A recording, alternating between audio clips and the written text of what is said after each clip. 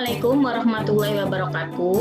Bertemu lagi dengan Bunia dalam pembelajaran Matematika Peminatan kelas 12. Kali ini kita akan membahas materi kelanjutan dari yang sebelumnya, yaitu tentang titik stasioner dari fungsi trigonometri. Pertama-tama kita akan bahas tentang teorema dari nilai stasioner dulu ya. Ada sebuah teorema yang bunyinya, jika fungsi y sama dengan fx diferensiabel di x sama dengan a, dengan f aksen a sama dengan 0, maka fa itu adalah nilai stasioner dari fungsi fx di x sama dengan a. Nah, gambarannya agar lebih jelas, Ibu rangkum seperti ini ya.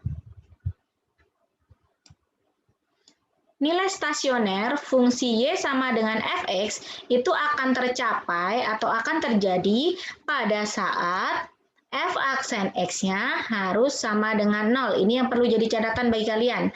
Nilai stasioner itu akan terjadi jika f aksen x sama dengan 0. Nah, kalau kurang dari 0 apa? Kalau kurang dari 0 pada materi yang sebelumnya, jika f aksen x kurang dari 0 itu merupakan fungsi turun. Jika f aksen x lebih dari 0, itu merupakan fungsi naik. Selanjutnya, dari persamaan f aksen x sama dengan 0 ini, andaikan atau kita misalkan ketemu nilai x-nya sama dengan a.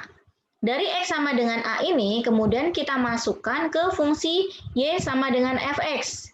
Berarti jadi y sama dengan fa. Berarti y-nya sama dengan fa. Maka jadilah sebuah titik, yaitu titik A, FA. Yang mana titik A, FA inilah yang disebut dengan titik stasioner. Nah, jika yang ditanyakan hanya nilai stasioner saja, maka yang diambil cukup FA-nya saja. Jadi FA ini sebagai nilai stasioner. Titik stasioner itu ada 3 jenis, yaitu ada titik balik maksimum, ada titik balik minimum, dan titik belok. Untuk mengetahui jenis dari titik stasioner, kita bisa melakukan 2 cara, yaitu bisa dengan menggunakan uji turunan pertama, bisa juga dengan menggunakan uji turunan kedua. Nah, bagaimana masing-masing akan kita perjelas lagi pada slide berikutnya. Dengan menggunakan uji turunan pertama, kita misalkan nih, jika diketahui y sama dengan fx dengan interval p kurang dari sama dengan x kurang dari sama dengan q. Jadi ini ada batas intervalnya ya. Nah, jika ketemu soal yang seperti ini, dan kita mau mencari nilai stasioner dengan menggunakan uji turunan pertama, langkah pertama yang perlu kita lakukan adalah menentukan nilai fp dan fq. Siapa fp?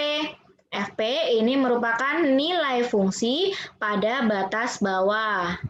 Sedangkan fq itu adalah nilai fungsi pada batas atas. Setelah menentukan nilai fp dan fq, langkah kedua, kita harus menentukan nilai stasioner, yang mana syaratnya untuk mencapai nilai stasioner, itu f aksen x harus sama dengan 0. Dari f aksen x sama dengan 0, kita misalkan didapat sebuah nilai x, yaitu sama dengan a, yang mana berarti a ini disebut dengan pembuat 0. Nah, setelah ketemu x sama dengan a, selanjutnya kita masukkan x sama dengan a itu ke fx, berarti didapat y sama dengan fa. Nah, fa inilah yang disebut dengan nilai stasioner ya. Fa-nya ini merupakan nilai stasioner. Nah, selanjutnya dari langkah 1 dan langkah kedua ini harus kita bandingkan. Membandingkan nilai fp, fq, dan fa. Nah, dari hasil perbandingan itu, nanti yang nilai yang terbesar, jika f-nya nilai fx-nya itu yang paling besar atau terbesar, itu disebut dengan nilai maksimum. Nah, ini ya. Nah, ini nanti kalau misalnya yang paling besar itu sebagai nilai maksimum. Jika yang paling kecil itu disebut dengan nilai minimum. Nah, karena ketemunya adalah nilai maksimum, maka titik yang menjadikan dia seperti ini itu disebut dengan titik maksimum. Sedangkan titik yang membuat nilainya jadi nilai yang paling kecil itu disebut dengan titik minimum. Kemudian kita akan bahas dengan menggunakan uji turunan kedua. Langkah pertamanya sama seperti uji turunan pertama, kita harus menentukan dulu nilai stasionernya atau f aksen X sama dengan 0. Di mana dari sini akan ketemu X sama dengan A.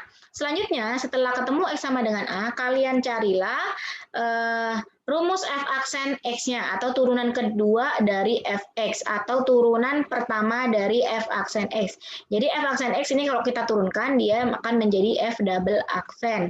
Kemudian setelah ketemu f double aksen, nilai X di sini atau pembuat nolnya ini kebetulan cuma satu ya. Andaikan ada A, B, C, maka semuanya harus dimasukkan ke sini, ke f aksen.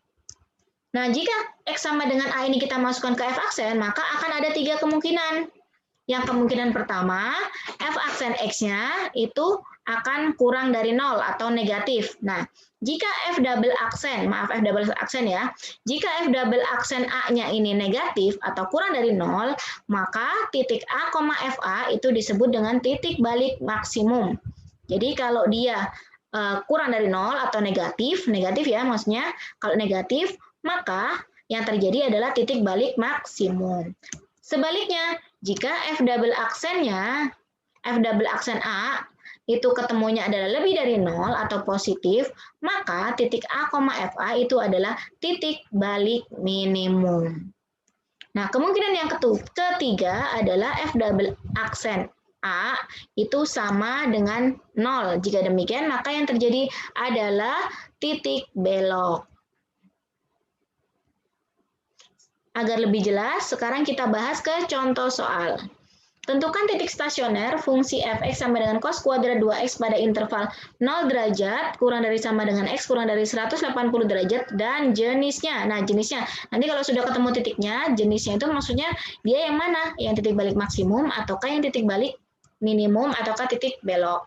Nah, langkah pertama untuk mencari titik stasioner, kita tentukan bahwa f aksen X sama dengan 0. Berarti kita harus nyari f aksen dulu. F aksen X-nya dari sini ya. Cos kuadrat 2X. Yang turun pertama adalah pangkatnya. 2-nya turun. Kemudian tetap cos 2X tetap. Dikali dengan turunannya cos 2X itu adalah min sin 2X. Kemudian dikali dengan turunan dari 2X yaitu 2. Nah, bentuk ini jika kita sederhanakan ada 2 cos 2X dikali sin 2X. Itu berarti sama dengan sin 2X. Berarti ketemu sin 4X. Nah, min 2-nya tetap min 2 karena ada 2 di sini tadi yang tersisa ya. Ini ada min, berarti min 2 sin 4X. Nah, selanjutnya dari sini didapatlah persamaan bahwa sin 4X itu sama dengan 0. Dari sin 4X sama dengan 0, kita selesaikan dengan menggunakan rumus sinus.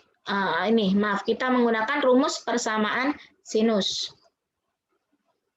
Yang pertama, sin 4X sama dengan sin 0. Nih ya, 0 itu adalah sama dengan sin 0. Yang pertama, kemungkinan pertama, 4X sama dengan 0 plus K kali 360 derajat. Kemudian dibagi 4 semuanya, jadi X sama dengan 0 plus K kali 90.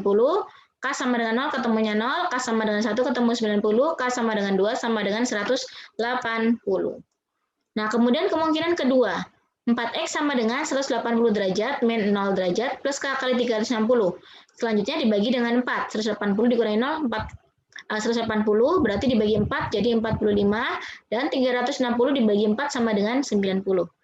Kemudian kita masukkan nilai K-nya, ada 0, ada 1, ketemunya 45 derajat sama 135 derajat.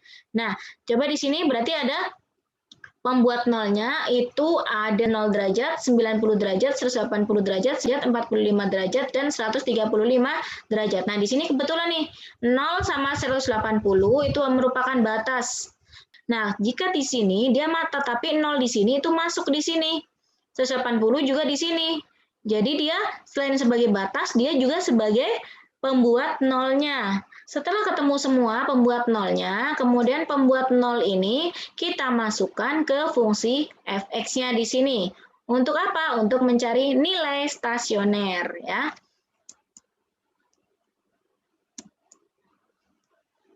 Nah, ini fungsi fx-nya. Tadi pembuat nolnya ada 0, 180, 45, 90, sama 135 derajat. Nah, 0 sama 180 selain sebagai batas, dia juga tadi sebagai pembuat nol. Jadi di sini Ibu tulis hanya salah satu aja ya. Batas bawahnya 0 derajat, berarti F 0 derajat sama dengan 1. Batas atas 180 derajat, F 180 derajat sama dengan 1. Kemudian langkah kedua kita harus cari FA-nya.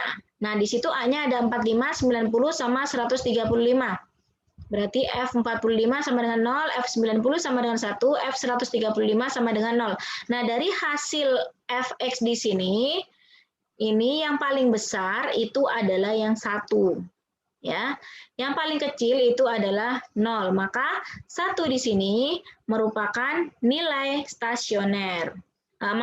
Satu di sini disebut dengan nilai maksimum.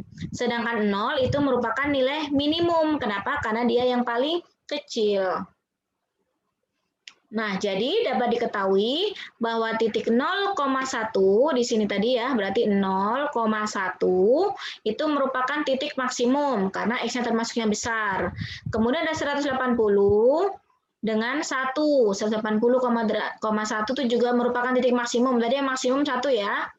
1 jika 0 gandengannya dengan siapa? 0 gandengannya dengan 45. Berarti 45 derajat, 0 itu merupakan titik minimum. Begitu juga dengan 135 derajat, 0.